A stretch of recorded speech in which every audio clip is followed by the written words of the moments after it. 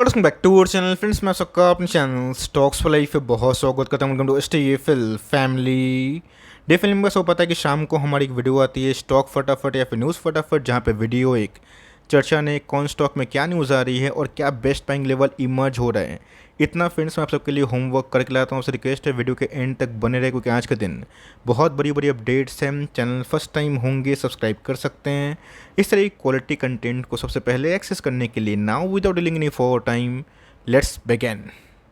इस बात की जाए डेटा की, आप सबको अच्छे से पता है कि कल बहुत ही लेट NSE पे डेटा अपडेट हुआ था, जहाँ पे मैंने आपको FIS और DIS का डेटा नहीं दिखाया था। बट कल के दिन मार्केट में थोड़ी बहुत करेक्शन देखने को मिली, स्पेशली निफ्टी IT में। रही बात FIS, बहुत दिनों के बाद फिर से हमें नेट सेलिंग करते हुए देखने को मिल रहे हैं, बट उस FIS को ना तगड़ा जवाब DIS देते हुए देखने को मिल रहे हैं, जहाँ पे उनकी सारी की सारी जो सेलिंग है वो कम से कम DIS एब्जॉर्ब करने की कोशिश कर रहे हैं। और यही दोस्तों मार्केट में एक बहुत ही खूबसूरत खेल चल रहा है कि FIS को महंगा खरीदना पड़ रहा है और आने वाले कल में शायद महंगा ही बेचना पड़े। बहुत लोग बोलेंगे कि सर निफ्टी 20,000 से थोड़ा बहुत करेक्ट किया है, तो क्या आने वाले कल में फिर से प्रोबेबिलिटी 17,000, 17,500, 18,000 के आसपास है क्या? मैं तो सबको एक ही बात बोलूँगा कि जब तक भारतीय शेयर बाज़ार में FIS का रुझान पॉजिटिव है तब तक डरने की बात नहीं है। निफ्टी में गैस नॉन स्टॉप 2500 पॉइंट के आसपास रैली हुई है। 17,500 से गैस निफ्टी ने किसी को खरीदने का मौका नहीं दिया।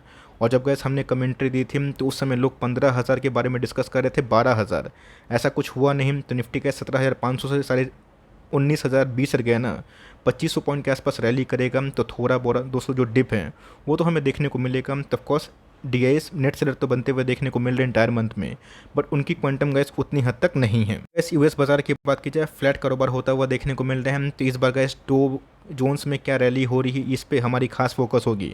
और खासकर दोस्तों US फेड क्या कमेंट्री देता है, चलिए उसको भी देख लेते हैं आने वाले कल में। सबसे पहले अगर आप देखें तो कल के मार्केट रुझान के बाद दोस्तों, और ऑफ कोर्स रिलायंस के नंबर्स के बाद गिफ्ट निफ्टी की बात की जाए, वो हमें थोड़ा सा नेगेटिव होता हुआ देखने को मिल रहा है। तो देख लेते हैं कि मंडे के दिन घटनाक्रम क्या हो सकता है। सबसे पहले अगर आप देखें, रिलायंस ने गैस बहुत ही हद तक लोगों को डिसअपॉइंट किया, बिकॉज उनके नंबर्स उम्मीद से बहुत ही अच्छे दिखाई नहीं पड़े। आप सबको अच्छे से पता है कि रिलायंस में लोग अनुमान कर रहे थे कि O2C के बिजनेस में रिफाइनरी मार्जिन खराब होने की वजह से 7.5% के आसपास प्रॉफिटेबिलिटी जो डिप हो सकती है, एग्जैक्टली गैस उससे ज़्यादा हुआ। 10% से लगभग इनके प्रॉफिट डिप हुए, जो मेरे हिसाब से गैस बहुत ही शॉकिंग था। और इसीलिए आप सबको अच्छे से पता है कि विप्रो इन्फोसिस का ADR है, बट रिलायंस का GDR है, उसमें गैस कल हमें 6% के आसपास गिरावट देखने को मिल चुकी है। बहुत ही हद तक गैस हाई चांसेस हैं कि रिलायंस में शार्प फॉल मंडे के दिन हो सकता है। अब मंडे के दिन बाजार कैसा रिएक्ट करेगा वो तो देखना बनता है, बिकॉज एक समय दोस्तों एक तरफ ICICI bank, Kotak Mahindra bank जो चट्टान की तरह नंबर पेश किए हैं, और दूसरे तरफ रिलायंस जो कि हेवी वेट है। अब देखते हैं गैस कि बैंक निफ्टी रिलायंस पे हावी होता है या फिर दोनों एक साथ गिरते हैं। तो इधर पे गैस एक्सपर्ट्स की मानी जाए, उनको ऐसा लगता है कि इन्फोसिस की तरह रिलायंस मंडे के दिन एक सेल ऑफ का ट्रिगर हो सकता है। तो मेरा ऐसा मानना है डरने की आवश्यकता नहीं है। ये वही रिलायंस है जो बीच में 2200 के आसपास गया था, और ये वही रिलायंस है जो 2800 के आसपास भी गया। तो ऑफकोर्स नंबर्स के दम पे गैस मुझे लगता है कि थोड़ी बहुत गिरावट हमें मंडे के दिन दिखाई दे सकती है। एस्टिमेट की बात की जाए, अगर वो मिस हो जाते हैं, बीट नहीं कर पाते हैं, तो आप सबको अच्छे से पता है कि उन सब में गिरावट होती है। बट दोस्तों जब बुल मार्केट की रैली होती है और जब हेवीवेट्स अच्छा परफॉर्म नहीं करते हैं, तो गिरावट थोड़ी बहुत के बाद एक रिवर्सल भी होती है। वरना बियर मार्केट में ऐसे नंबर्स के बाद अच्छी खासी धुलाई और पिटाई हो जाती है। तो ऑफकोर्स गैस 11% के आसपास जो प्रॉफिट स्लम्प हुए हैं, जो कि 16,000 करोड़ के आसपास है, मार्केट गैस यहाँ पे 17,000 करोड़ के आसपास उम्मीद कर रही थी। बहुत लोग पूछेंगे तो सर क्या फ़ायदा रिलायंस को लेने का, हेवीवेट को लेने का? जी हाँ दोस्तों, अगर आप एक शॉर्ट टर्म इन्वेस्टर है ना, आपको कोई फ़ायदा समझ में नहीं आएगा। बट अगर आप एक लॉन्ग टर्म इन्वेस्टर है जिनको वैल्यू क्रिएट करना आता है, उनको अच्छे से पता है कि रिलायंस 2008 की क्राइसिस में 250 का स्टॉक था, 300 का स्टॉक था। बट दोस्तों 250-300 की छोड़ के ना, अब जियो फाइनेंशियल की लिस्टिंग 265 के आसपास होगी। तो आप समझ के चलिए कि ऑफकोर्स ये सब कंपनी का कब फ़ायदा देते हैं, जब लॉन्ग टर्म में आप इसकी जर्नी को ऑफकोर्स विटनेस करें। बहुत लोग पूछेंगे जिस रिलायंस में जो प्राइस था वो एडजस्ट हो गया क्या? जी हाँ दोस्तों, इसलिए रिलायंस आपको 2500 के भाव पे दिखाई पड़ रहा है। 1:1 का एडिशनल शेयर जल्दी ही लिस्ट हो जाएगा तो आपको मिल जाएगा। बट इसी बीच में रिलायंस एक अच्छी कंपनी है। वैल्यूएशन की बात कीजिए लॉन्ग टर्म में होता है, बट इन सब कंपनी को टॉप में खरीद के फ़ायदा नहीं है। बहुत लोग मुनाफा वसूली करते हैं और करनी भी चाहिए, लेकिन येस इन सब कंपनी को दोस्तों अगर आप एक स्ट्रॉन्ग सपोर्ट में खरीदते हैं और लॉन्ग टर्म तक बने रहते हैं, 10 साल, 15 साल, 20 साल, तब इनके बिजनेस का जब लिस्टिंग होंगे आने वाले कल में इन फ्यूचर में जियो की, रिटेल की, तब गैस बहुत ही अच्छी खासी वैल्यू अनलॉकिंग होगी। तो आपको क्या लगता है कि रिलायंस मंडे के दिन कितना गिर सकता है, कमेंट बॉक्स में ज़रूर बताइएगा। एसएल की बात की जाए, मेरा ऐसा मानना है कि इस पर गैस नंबर्स जो भी हो, आने वाले 1-2 क्वार्टर में नंबर्स काफ़ी इंप्रेसिव होंगे, बिकॉज यहाँ पे दोस्तों आईपीओ के संग जो डीमेट अकाउंट की संख्या इस मंथ भी अच्छी हुई है, और आने वाले कल में भी गैस मुझे लगता है कि जो मोमेंटम है कंटिन्यू हो सकता है। एसएल की बात की जाए, बहुत लोग काफ़ी पैनिक में हैं कि सर एनी स्टील के आने के बाद से डीएसएल का क्या होगा। मैं दोस्तों सीधा एक ही बात पूछना चाहूँगा कि क्या कोई नया बैंक आ गया मार्केट में, तो क्या कंपनी ख़त्म हो जाएगी। अब दोस्तों रिलायंस जियो की फाइनेंशियल की लिस्टिंग होगी, क्या बजाज फाइनेंस ख़त्म हो जाएगा। बजाज फाइनेंस का वैल्यूएशन आपको अच्छे से पता है कि 4.5 लाख करोड़ के आसपास है। रिलायंस जियो वही 1.5 से लेके 1.25 लाख करोड़ के आसपास लिस्टिंग होगी। तो आप समझ के चलिए कि मार्केट में कंपटीशन तो बढ़ेगा, लेकिन यस, उस कंपटीशन से फियर नहीं खाना है। कंपनी अच्छी है, इनके नेट इंटरेस्ट इनकम की बात की जाए, माफ़ करिएगा, इनके गैस मार्जिन्स की बात की जाए, वो थोड़े बहुत एनएसटीएल से अच्छे होते हैं। एनएसटीएल के पास वॉल्यूम्स हैं, कारोबार सही होता है, बट मेरा ऐसा मानना है कि लॉन्ग टर्म में गैस इस भाव पे भी खरीदा जा सकता है, जो गैस मैंने आज से नहीं बहुत पहले से कमेंट्री की है। सो की बात की जाए, मंडे को दोस्तों दूध का दूध पानी का पानी हो जाएगा, और मेरा ऐसा मानना है कि अगर लास्ट क्वार्टर की तरह मार्जिन्स इंप्रूव हुए हैं, रिलैक्सो में अच्छी खासी रिवर्सल होगी। अगर नहीं हो पाया तो जी गैस 1-2 क्वार्टर का पेन शायद हमें और भी देखना पड़ जाए। कोई कंपनी गैस 1-1.5-2 साल से चलती नहीं है, रिटेल पब्लिक निकल जाते हैं। आपने देखा कि दीपक यूनाइटेड में एलआईसी, एफआईएस और डीआईएस अपने स्टेक को बढ़ा दिए और पब्लिक की होल्डिंग 5% से कम हो गई है। इसका मतलब क्या होता है कि जो डिज़र्विंग कैंडिडेट्स हैं उनके पास शेयर्स ऑटोमेटिकली आते हैं, और जो नॉन डिज़र्विंग हैं, जिनको बिजनेस पे फेथ नहीं, आने वाले कल में गैस चप्पल जूते कभी ख़त्म नहीं होंगे। यस, जीएसटी इम्पोज हुआ था इस साल के शुरुआत में बजट में, जिसकी वजह से सेंटीमेंट ख़राब हुआ और नंबर से बहुत ही पुअर आ रहे थे। बट मेरे हिसाब से कंपनी टिकेगी, प्रोमोटर्स अच्छे हैं और प्रोमोटर्स सही होंगे तो कंपनी वेल्थ भी क्रिएट करेगी। तो उससे गैस सिर्फ काम नहीं होगा, कंपनी को परफॉर्मेंस भी देना पड़ेगा। तो मेरे हिसाब से देख लीजिए कि मंडे के दिन रुझान कैसा होता है। मंडे के दिन नंबर सही आते हैं और ऑफकोर्स उम्मीद से थोड़े से बेटर होते हैं, मार्जिन्स में इंप्रूवमेंट होती है। रिलैक्सो गैस यहाँ से बाउंस बैक भी कर सकती है। इसी बैंक की बात की जाए, ट्रूली गैस डिजर्विंग कैंडिडेट है। कल मैंने कमेंट को लाइक भी किया था, मतलब हार्ट रिएक्ट दिया था, बिकॉज ये 1000 के आसपास गया। और दोस्तों जंगल वही है, शेर बदला। अगर आप मेरे पुराने सब्सक्राइबर हैं तो कमेंट बॉक्स में ज़रूर बताइएगा, आपको याद होगा कि नहीं, कि आईसीसी बैंक को लेकर गैस हमने कितनी तगड़ी कमेंट्री दी थी, जब ये 350 के भाव पे, 300 के भाव पे, 400 के भाव पे, 500 के भाव पे, 6, 650, 700, इवन 800 के भाव पे भी हमने 1200 के आसपास टारगेट दिया था। रीज़न साफ था, 6 quarter gas back to back numbers historic देखने को मिल रहे हैं। 9,500 करोड़ से ऊपर प्रॉफिट देना ये मामूली बात नहीं है। और of course gas valuation point of view से कंपनी की बात की जाए, 20 का पी, 7 लाख करोड़ के आसपास की मार्केट कैप, तो आने वाले कल में गैस संदीप बख्शी साहब को मेरा सलाम। उन्होंने गैस आईसीसी बैंक की कमान बहुत ही सही तरीके से संभाली है। पूरे इंटायर जर्नी में गैस आपने एक चीज़ नोटिस की कि अर्निंग्स सुप्रीम है, फंडामेंटल है। सबको लगता है कि भाव भगवान है, और होता भी है शॉर्ट टर्म में, बट लॉन्ग टर्म में गैस अर्निंग भगवान होते हैं, जो मैं मानता हूँ। आप जाकर चेक करिएगा एचडीएफसी बैंक के नंबर्स, जो कि ख़राब बिल्कुल भी नहीं है, बट इस हिसाब से गैस आईसीसी बैंक परफॉर्मेंस करेगा, मेरे का इस कल्पना से बहुत ही परे था। मैंने कभी सपने में भी नहीं सोचा था कि आईसीसी बैंक जैसी कंपनी इतना ह्यूज प्रॉफिटेबिलिटी शो कर सकती है। तो सिंपल सी बात है, लॉन्ग जर्नी में गैस पैसे बने, आप सबको बड़ा कॉन्ग्रेचुलेशन, बिकॉज अब सही में पोर्टफोलियो में जब ये कंपनी हिलती है तो एक वेटेज समझ में आता है। और जिन्होंने गैस पहले एक बहुत बड़ा निवेश किया डर के, उनके पैसे बन रहे हैं। तो यहाँ पे गैस देखते हैं कि असली बैंक निफ्टी का रैली मंडे को होता है या फिर सही में रिलायंस के संग मार्केट गिरेगा। मेरा ऐसा मानना है कि इंडेक्स में रिबैलेंसिंग होगी, रिलायंस को गिराया जाएगा। तो ऑफकोर्स बैंकिंग का जो कमान है उसमें आईसीसी बैंक एक लीडर पोजीशन हो सकता है। आपको क्या लगता है कि मंडे के दिन आईसीसी बैंक क्या करेगा, प्लीज़ कमेंट बॉक्स में बता सकते हैं। बात की जाए एंजल वन की, बीच में एनएससी ने कुछ फाइन इम्पोज किया था, ठीक है, जिसको लेके सेंटीमेंट काफ़ी नेगेटिव था। स्टॉक 15% गिरा था 2 दिन में। जैसे ही 207% के आसपास तेजी आई, लोग अब फिर से 2000 के बारे में डिस्कस कर रहे हैं। गैस 1500 के आसपास अगर इसको परचेज़ किया तो आप उस कैटेगरी में पहुंच गए हैं जहां पे आप अर्निंग्स को सुपीरियर मानते हैं रादर देन प्राइस। अगर आप सोच रहे हैं कि फिर से 1000 के आसपास आएगा, तो होने का तो दोस्तों कुछ भी इम्पॉसिबल नहीं है।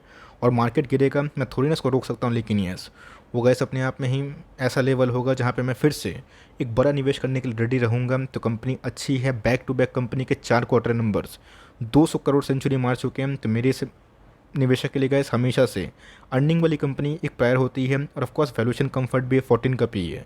आप इस कंपनी में दोस्तों धीरे धीरे अभी भी उठा सकते हैं, और लिए हैं, तसल्ली से बैठे रहें, बिकॉज कंपनी यील्ड के मामले में भी डिविडेंड अच्छा पे करती है, और कंपनी के नंबर्स मेरे हिसाब से बहुत ही क्लासी है। सिंगल वही है, शेयर बदला। किसी को उम्मीद थी दोस्तों कि आईटीसी 500 का फिगर दिखाई पड़ेगा, और जल्दी ही दोस्तों आईटीसी में होटल की जो बिज़नेस है डीमर्ज होंगे, और आईटीसी फाइनली 500 के आसपास भी दिखाई पड़ेगा, जो अपने आप में दोस्तों हिस्टोरिक होगा सबके लिए। दोस्तों उसको बहुत ही मीम बनाते थे, बट मैंने क्या बताया कि ICICI बैंक, ITC, ये दोस्तों मैंने तब पिक किया था जब मार्केट में बहुत ही ब्लड बैथ था, ये सब कंपनी उतना अच्छा परफॉर्म नहीं कर पा रही थी, बट वैल्यूएशन कम्फर्ट था। इसलिए गाइस मैं आपको वैल्यूएशन पॉइंट ऑफ व्यू पे ना थोड़ा जोर देने की सलाह देता हूँ। ऐसा नहीं कि हाई पी का स्टॉक मेरे पोर्टफोलियो में नहीं है, पर उनकी वेटेज भी उस रफ्तार से है कि अगर वो डैमेज होती है तो मुझे सहन हो पाए। ऑफकोर्स थोड़ी ग्रोथ वाली कंपनी हाई पी पे ट्रेड करती है, इसका मतलब ये नहीं कि पैसे नहीं बनेंगे, पैसे वहाँ पे ही बनेंगे, बट आपको बहुत सेलेक्टिव बनना पड़ेगा। ITC की बात की जाए, आप सबको अच्छे से पता है कि रियल वैल्यू गैस इसने 3 साल में क्रिएट किया। लोग बोलते हैं कि 3 साल में 4 साल में क्या पैसे बनाए।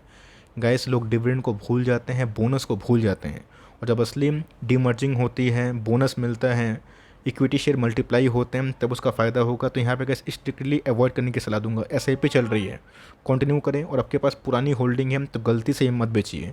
आम के आम गुठलियों के दाम मिलेंगे। 200 के प्राइस पे कुछ और डिविडेंड था, और 500 के प्राइस पे कुछ और डिविडेंड मिलेगा, जहाँ पे लॉन्ग टर्म में गैस आप फाइनेंशियल फ्री ऐसी कंपनी से आराम से डिविडेंड में लॉन्ग टर्म में हो सकते हैं। गैस जिनको ग्रोथ स्टॉक में निवेश करने की थोड़ी सी रुचि होती है, हिंदुस्तान फूड को सीरियसली ट्रैक कर सकते हैं। भले ही अभी के टाइम में लोगों को परेशान कर रहा है, बट मेरा ऐसा मानना है कि जो ग्रोथ इंटैक्ट है 2025-26 तक, वो क्वाइट सफिशिएंट है। गैस बीच में बहुत ही ज़्यादा कैपेक्स किया था, इधर पे इन्वेस्टमेंट किया है, उधर पे किया है। FMCG के संग कंपनी और भी जो सेक्टर्स है उस पर काम कर रही है। तो कंपनी की बात कीजिए, कॉन्ट्रैक्ट मैन्युफैक्चरिंग वाली कंपनी है, इन सब का पी हमेशा हाई होता है और मार्जिन थोड़ा सा कम होता है, बिकॉज मार्केट इनके ग्रोथ पे ही बेट करता है। तो पिछले कुछ समय से गैस वही, अगर आप देखें, एक बहुत ही लंबा कॉन्सोलेशन फेज चल रहा है, कोई डरने वाली बात नहीं है। लॉन्ग टर्म में गैस आप इसको उठा सकते हैं। बीच में तो 500 के आसपास भी गया था, और उसके बाद सीधा 12% के आसपास भागा भी था। आप इसको टाइमिंग ना करें। लॉन्ग टर्म में गैस 20 रुपया 30 रुपया उतना मैटर नहीं करता। अगर आप सही क्वांटिटी में, सही एवरेजिंग प्राइस पे, सही स्टॉक में लॉन्ग टर्म तक बने रहें, अगर उसमें ग्रोथ आए तो। बात की जाए LTTS की, मेरा ऐसा मानना है कि नंबर्स के बाद आप चाहें तो टेक्नोलॉजी रिलेटेड स्टॉक्स में LTTS को निवेश करने का प्लान कर सकते हैं। टाटा एलेक्साई, KPIT, LTTS, ये तीनों गैस कुछ अलग कंपनी है, बिकॉज ये लोग ER&D में काम करते हैं। तो आपने सुना होगा R&D, रिसर्च एंड डेवलपमेंट, एक होता है ER&D, engineering research and development. उन सब में क्या होता है कि टेक्नोलॉजी में क्या क्या चीज़ की आवश्यकता है, ग्रोइंग फेज़ में कोई भी टेक्नोलॉजी कैसा ग्रो कर रही है, नया टेक्नोलॉजी कैसे लोग अडेप्ट कर रही है, इन सब पे थीम में काम करती है। तो मेरा ऐसा मानना है कि इस टेक्निकल फॉर्म में कंपनी का अगर ब्रेकआउट होता है तो कंपनी तेज़ भाग सकती है, और पुराने जो हाई है उसको रिक्लेम कर सकती है। गिरता है तो थोड़ा सा पेन सह लीजिएगा। तो यहाँ पे आप चाहें तो LTTS को अभी भी फॉर लॉन्ग टर्म परचेज कर सकते हैं। अगर निफ्टी IT में और गिरावट हुई बिकॉज ऑफ इन्फोसिस और बैड सेंटिमेंट, बिकॉज आप सबको अच्छे से पता है कि नंबर्स ख़राब है तो डाउनग्रेड की लिस्ट आएगी। अब तो गैस मैक्वारी ने डाउनग्रेड भी करना स्टार्ट कर दिया रिलायंस को। ये वही मैक्वारी है जो बहुत सारे लोग जानते होंगे, जो बहुत सारी कंपनीज़ को इतना डाउनग्रेड किए थे और कंपनी ने विपरीत परफॉर्मेंस किया। तो टारगेट से गुमराह मत हो जाइएगा। अच्छी कंपनी को सिर्फ लेना बड़ी बात नहीं होती, होल्ड करना भी सबसे सुप्रीम होता है। इसकी बात की जाए, शानदार बिजनेस मॉडल है, शानदार कंपनी है, बट जो आउटलुक है वो उतने इंप्रेसिव नहीं। अब देखते हैं कि कंपनी ने आज से 4 क्वार्टर पहले जो गाइडेंस देने का फैसला नहीं किया था, कि उनको खुद ही नहीं पता कि गाइडेंस क्या हो सकता है, जिसकी वजह से स्टॉक काफ़ी पिटा था, बट उसकी रफ्तार से गैस बाउंस बैक भी किया है। बट अगर सही हुए तो मेरे हिसाब से गैस फार्मा में बहुत सारे न्यूज़ ऑलरेडी डिस्काउंटिंग है, और नेक्स्ट सेक्टर गैस मेरे हिसाब से फार्मा हो सकता है। अगर इनका प्रोडक्ट मिक्स का जो फार्मूला है सक्सेसफुल हो गया, वो होता क्या है, what you mean by product mix, अगर ये नहीं पता है तो पुरानी वीडियोस में गैस मैंने DV स्लैब को बताया भी होगा। चूँकि स्टॉक फटाफट है तो फटाफट कमेंट्री देनी होती है, तो कभी और बताऊंगा। अगर आपको नहीं पता आप गूगल भी कर सकते हैं। अभी के टाइम में टेक्नोलॉजी इन्हेंस हो गई, AI का भी यूज़ कर सकते हैं, ChatGPT, जहाँ पे आपको समझ में आ जाएगा कि व्हाट इज़ प्रोडक्ट मिक्स और कंपनी क्यों इधर पे गाइडेंस देने से बची थी। तो मेरे हिसाब से कैसे अगर APA का फिर से बूम आएगा, जो कि धीरे फिर से वेर आएगा, और न्यूज़ ऑलरेडी डिस्काउंटिंग है, तो कंपनी फिर से गए जो 4000 का लेवल तोड़ने के बाद फिर से जो ओरिजिनल अपनी रैली है धीरे धीरे कर सकती है। कंपनी ख़राब नहीं है, और थोड़ा क्या बहुत अच्छा बाउंस बैक हो चुका है। सुपरमार्ट की बात की जाए, हम लोग गैस बेट खेलते हैं डीमार्ट पे। क्यों? बिकॉज प्रोमोटर सही है।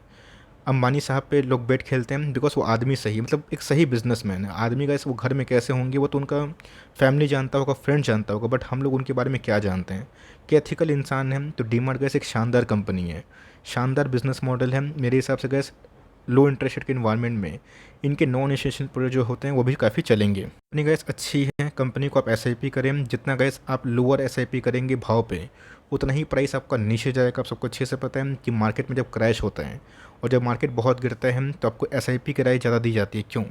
वहाँ पे दोस्तों NAV बढ़ता है। हायर मार्केट में दोस्तों अगर आप NAV बढ़ाने की कोशिश करेंगे, असंभव बात है। वहाँ पे गैस एन तो आपको कम मिलेगा ना, तो एन जनरेट करना है तो एस कब ज़्यादा करनी चाहिए, जब उसका भाव कम हो। बिज़नेस सही है, 10-15 साल चल जाएगा, और गैस कुछ नहीं चाहिए। मार्जिन्स ख़राब हो रहे हैं तो वो भी इम्प्रूव होंगे, बट मार्जिन्स ख़राब नहीं थे।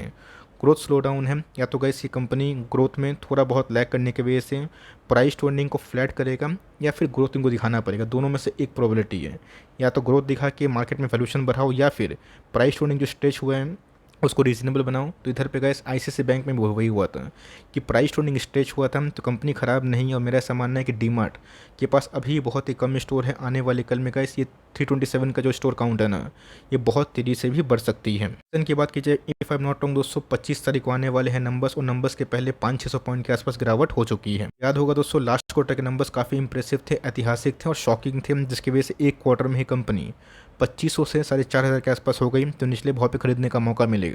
तो आप चाहें तो मेक इंडिया थीम पे डिक्सन को टारगेट फॉर लॉन्ग टर्म कर सकते हो। इन फुटबॉल्स की बात की जाए, बिल्कुल अंडर परफॉर्मर बनता हुआ देखने को मिल रहा है। बीच में तो गैस 500 के आसपास फेक जो फॉल्स ब्रेकआउट है वो हमें देखने को मिला। उसके बाद गैस फिर से हमें 35 पॉइंट के आसपास गिरावट देखने को मिल रही है। अपनी अच्छी रहेगी गैस, डरने की बात नहीं है, और फूड वाले बिजनेस में लॉन्ग टर्म से पैसे बन रहे हैं। अब कंपनी के मार्जिन्स थोड़े ख़राब होंगे तो सेल ऑफ में कंसिडर होगा, बिकॉज बहुत सारे इन्वेस्टर सिर्फ लॉन्ग टर्म नहीं करते हैं, इंट्राडे भी करते हैं, शॉर्ट टर्म के लिए भी करते हैं, जिसकी वजह से प्राइस अप एंड डाउन होते हैं। तो कंपनी गैस अभी भी अगर आप देखें तो 87 के आसपास वैल्यूएशन में ट्रेड कर रही है, लेकिन यस कंपनी गैस वही मल्टीपल सपोर्ट मिल रहा है। अगर ये तोड़ता है तो और पेन होगा, बट मेरे हिसाब से गैस डाउन साइड यहाँ से बहुत ज़्यादा नहीं है। बट आने वाले कल में गैस मुझे लगता है कि ह्यूज अपसाइड है। आपको अगर खरीदने का मन किया, आप चाहें तो Q1 के नंबर्स के बाद डिसाइड कर सकते हो। तो इसकी बात की जाए, ये भी एक शानदार कंपनी है। बिजनेस मॉडल की बात की जाए, काफ़ी इंटैक्ट है कंपनी, डेट फ्री के संग बहुत जगह पे गैस लाइक इन्वेस्टमेंट भी करते रहती है। ये कुछ समय से गैस इस कंपनी बाउंस बैक हुआ है। आपको याद होगा कि बीच में स्टॉक गिर के 3500 के आसपास गया था, और उसके बाद फिर से भाग के 4600 के आसपास भी गया। उधर पे गैस मैंने कमेंट दी थी, साफ साफ बताया था कि डरिए मत, और जो नहीं डरे पैसे बने, तो कंपनी अच्छी है। आप इसको SIP के तहत खरीद सकते हैं, और लिए हैं तो आराम से बैठ सकते हैं। की बात की जाए, धमाकेदार नंबर के संग बहुत ही अच्छे नेट इंटरेस्ट मार्जिन हमें देखने को मिले। एस्टिमेट था गैस 3200 करोड़ के आसपास, और प्रॉफिटेबिलिटी 3430 करोड़ के आसपास हमें देखने को मिल रही है। तरफ दोस्तों बैंकिंग स्टॉक है, और दूसरा तरफ रिलायंस। देखते हैं कि कौन जीतेगा, बट यस इस कंपनी में गैस काफ़ी दम है। और रही बात दोस्तों, इस कंपनी में पिछले कुछ समय से एकदम पैसे नहीं बने। वैल्यूएशन पॉइंट ऑफ व्यू की बात की जाए, 26 के आसपास पी है, जिस समय स्ट्रेच होकर 34-35 के आसपास गया था। मैंने वही बताया ना दोस्तों, या तो ग्रोथ कंपनी लाएगी, या फिर वैल्यूएशन जो है वो स्ट्रेच होंगे, तो थोड़ा टाइम लगेगा। कंपनी कॉन्सोलिडेशन फेज में जाएगी, तो कंपनी शानदार है और बहुत ही अच्छा कंपनी ने नंबर पेश किए। हम देखते हैं कि नंबर्स के दम पे कंपनी मंडे के दिन कैसा ट्रेड करती है। ये छोटी सी अपडेट थी। वीडियो अच्छी लगी तो प्लीज़ लाइक करिएगा, और दूसरे के संग शेयर भी करना ना भूलिएगा, और प्लीज़ सब्सक्राइब तो ज़रूर करिएगा। तो गाइस मिलते हैं जल्दी ही, तब तक के लिए bye. Thanks for watching friends, God bless you all.